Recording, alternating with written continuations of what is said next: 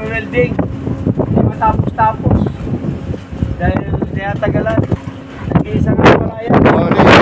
Kunin ko. Nag-iisang mga Ano masasabi mo kay Owen pa rin today? paog-paog. Yan o, si Si Owen, napakagaling na welder niyan. Tignan mo naman, overhead yung tinitira niya. Partida yan, boy. Yan, nag-iisa yan. Ito nga pala si Jimboy, tigapala ng ano, ng malulupit na. Linyo sa kari. Tingin ka rito, taas mo yung ano, mas mo.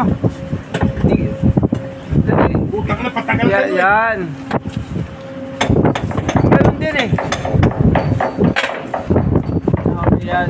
Dapat nakakatulong ka.